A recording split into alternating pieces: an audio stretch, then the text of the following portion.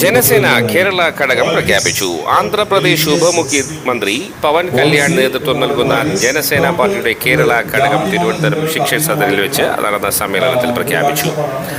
ആലങ്കോട് ദാനശീലന്റെ അധ്യക്ഷതയിൽ നടന്ന സമ്മേളനം പാർട്ടിയുടെ ജനറൽ സെക്രട്ടറിയും MLAയും തെലുങ്ക് ചലച്ചിത്ര നടനുമായ നാഗേന്ദ്ര ബാബു ഉദ്ഘാടനം ചെയ്തു.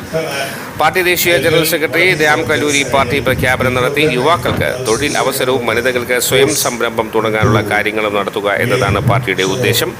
അതുപോലെ ട്രൈബൽ ഏരിയയിലെ മനസ്സിന് വേണ്ടി പാർട്ടി പ്രവർത്തിക്കുന്നു എന്നും അദ്ദേഹം പറഞ്ഞു.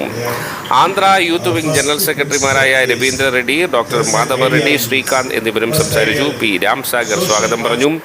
കേരള നേതാക്കളായ Shrimati Bessy Thomas, MK Ambedkar, Fazal Rahman, Joshi Atholi, Tom Varghese, Balachandran Valkannadi, Sulkumar Vazhakkad, Biju K Mavoor, Sreeja K Kozhikode, Pavithran Nair Kasaragod എന്നിവർ സംസാരിച്ചു. ദിലീപ് ശ്രീകണ്ഠേശ്വരം നന്ദി പറഞ്ഞു.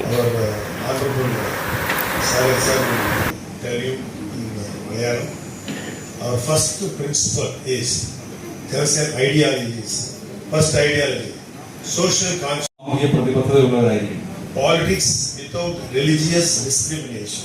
പോളിസി വിത്തൗട്ട് നമ്മുടെ ജാതി മത ചിന്തകൾക്ക് അതീതമായിട്ടുള്ള ഒരു കാഴ്ചപ്പാടാണ് നമ്മുടെ പാർട്ടിക്കുള്ളത്.